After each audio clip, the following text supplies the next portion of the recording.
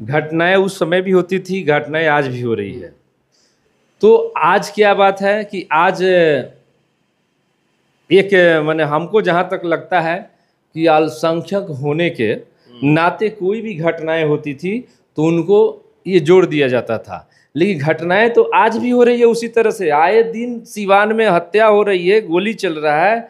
तो मैं तो यहीं तक कह रहा हूँ, यहाँ के प्रशासन सो गया है कि क्या कर रहा है पता नहीं है। मुख्यमंत्री नीतीश कुमार जी को भी पता है कि बिहार के सभी जिलों में अपराधियों का मनोबल भी अगर मौका मिल जाता है बाय डिफॉल्ट, अब संभव नहीं है, बाय डिफॉल्ट अगर मिल भी गया तो जो बिहार 15 साल आज से जो 15 साल पहले 20 साल पहले था जो जंगल राज, उसी तरह से उनका राज चलेगा। तो जब जंगल राज की बात आती है तो कोई नहीं चाहता है कि उसका पुनरावृत्ति हो। लालू यादव को राज को मैं कल भी कहा था कि जंगल राज था, आज भी मैं कह रहा हूँ। और आज जो राज चल रहा है यह जल्लाद राज है। और बिहार के किसी भी प्रांत किसी भी जिला में आप जाइए तो हर जिला में लूट हत्याएं बढ़ चुकी है। आपके सीवान में भी देखिए आए दिन गोलियां चल रही है, आए दिन हत्या हो रही है। तो यह तो जल्लाद राज है। तो जंगल और जल्लाद दोनों राज से बिहार की मुक्ति चाहिए। जो तेजस्वी उसके करता धरता है। तो एक देहात में कहावत है कि बांस के जरी बांस जमता है। तो बेटा किनके हैं? आदरणीय लालू प्रसाद यादव जी। लालू प्रसाद जी क्या किए? चारा घोटाला में सम्मिलित रहे। तो अगर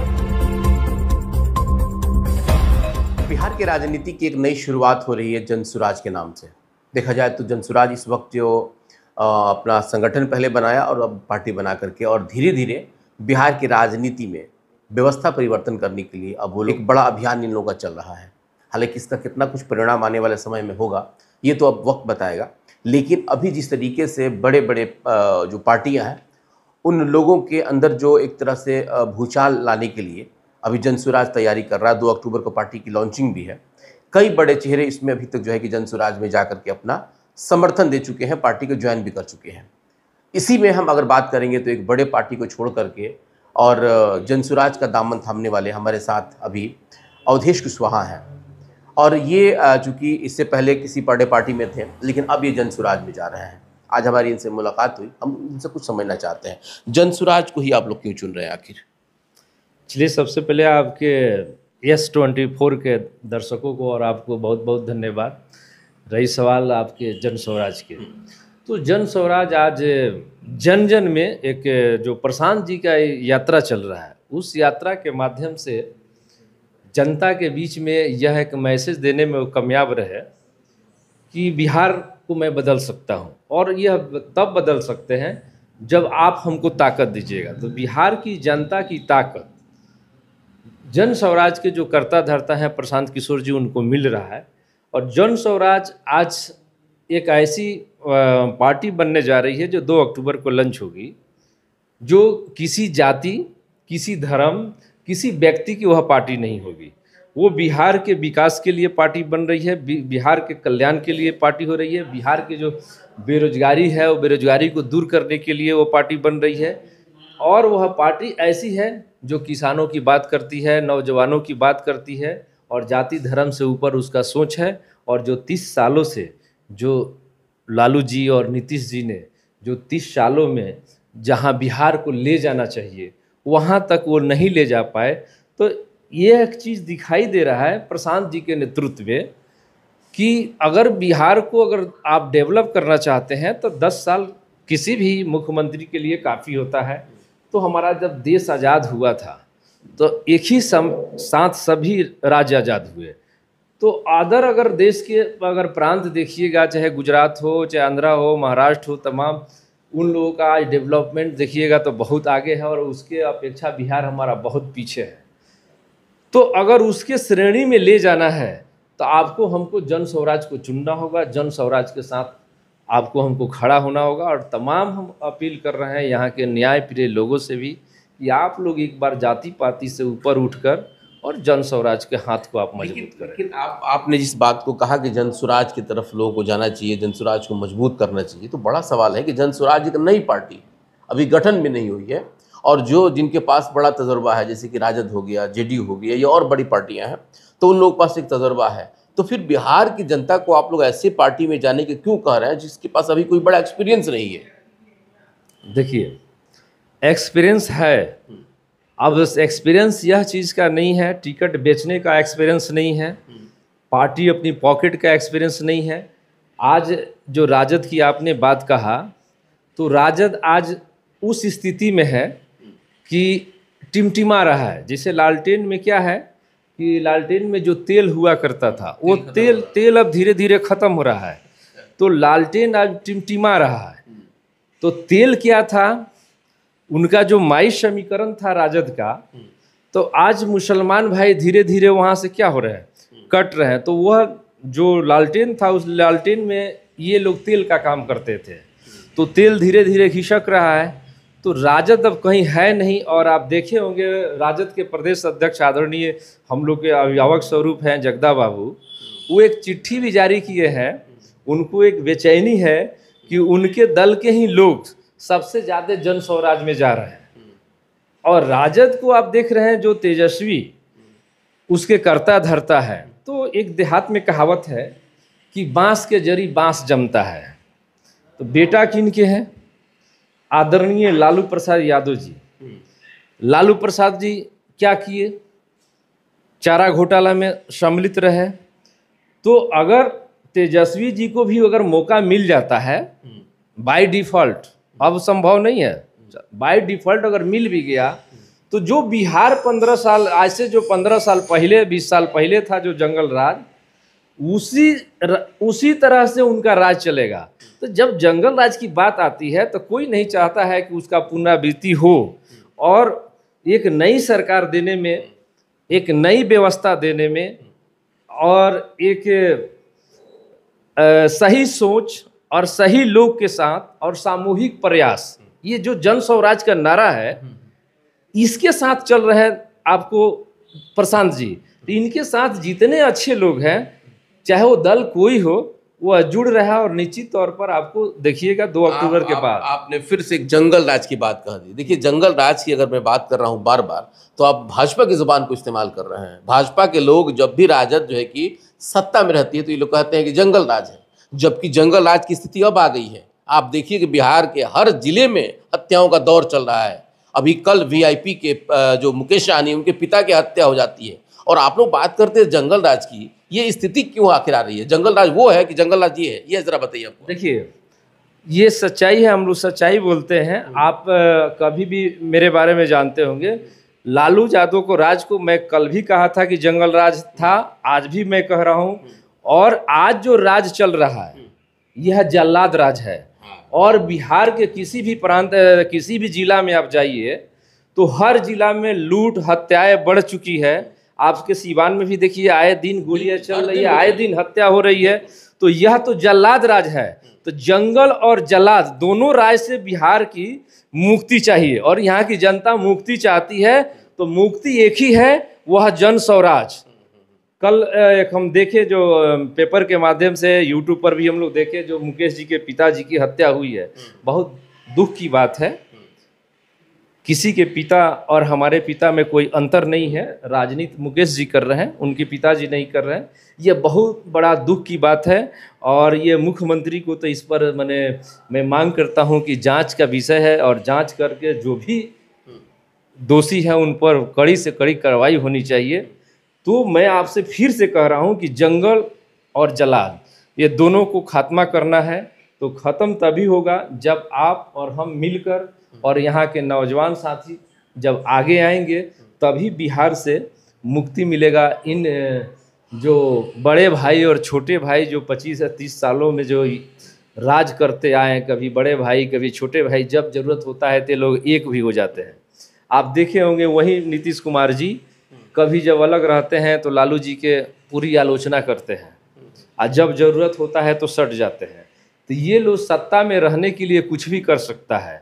आज प्रशांत जी के बारे में आप कह रहे हैं, प्रशांत जी की क्या चीज़ की कमी है? वो चाहते तो अपनी निजी जीवन आपसे हमसे बेहतर जी सकते थे, लेकिन वह पदयात्रा कर रहे हैं, पैदल चल रहे हैं लोगों के लिए, बिहार के कल्याण के लिए, बिहार में लघु उद्योग लाने के लिए, बिहार में एक नई व्यवस्था लाने के लिए। बिहार को बदलने के लिए, बिहार में एक नया बिहार को एक नया बिहार बनाने के लिए, तो मेरे जैसा भी व्यक्ति को लगा कि नहीं, ये हो सकता है। आज उनको हम उपाधि नहीं दे सकते हैं, आपको हंसी भी आ सकती है, लेकिन आज के जो युग है, आज के युग के वो गांधी हो सकते हैं, गांधी जी के रास्ते पर चल रहे हैं। आगे कहाँ कहाँ क्या उपाधि मिलेगी कोई नहीं जानता। अभी हम एक सवाल आपसे सिवान को लेकर के, चूंकि आप लोग सिवान के हैं, और आज जो सिवान में हमको लग रहा है कि ऐसा चुनाव के बाद लगभग हर दिन हत्याएं हुई हैं, मतलब हम लोग को भी बड़ा अजीब लग रहा है। देखिए, एक पत्रकार होने के नाते मैं एक इंसान भी हूँ और सिवान का नागरिक हूँ, और सिवान जिस तरीके से अभी जो व्यवस्था से गुजर रहा है, बड़ा अफसोस हो रहा है। क्या लग रहा है कि यही व्यवस्था जब शहाबुद्दीन साहब का एक दौर था, तो उस वक्त छोटी से छोटी घटना को भी उनसे जोड़ दिया जाता था, लेकिन आज कोई जिम्मेवारी लेने के लिए तैयार नहीं है। कोई ये नहीं कह पा रहा है, चाहे वो पक्ष हो या विपक्ष हो, किसकी जिम्मेवारी किसकी तय होनी चाहिए। लॉ एंड ऑर्डर यहाँ फेल होता हुआ नजर आ रहा है। इसमें हम आपकी प्रतिक्रिया जानना चाहेंगे।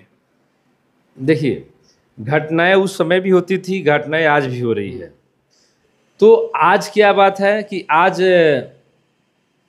एक माने हमको जहाँ तक लगता है कि अल्पसंख्यक होने के नाते कोई भी घटनाएं होती थी तो उनको ये जोड़ दिया जाता था, लेकिन घटनाएं तो आज भी हो रही है उसी तरह से। आए दिन सिवान में हत्या हो रही है, गोली चल रहा है।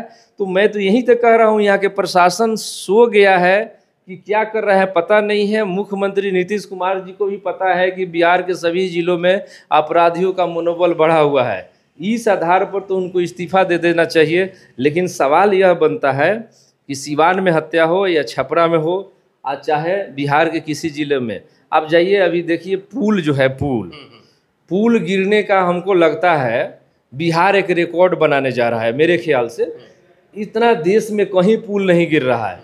तो नीतीश कुमार के राज में सुशासन के नाम पर आज हमको लगता है कि आज 15-18 सालों से ब्यूरोक्रेट्स है, इसमें पूरे माने नेताजी हम इस सवाल को ले लेंगे आपसे, लेकिन अभी पहले सिवान की हम बात कर रहे थे। आपने सिवान की व्यवस्था पे एक बड़ा अजीब बात आपने कह दिया कि माइनॉरिटी होने के नाते उनको इस तरह की बातें कही जाती थी।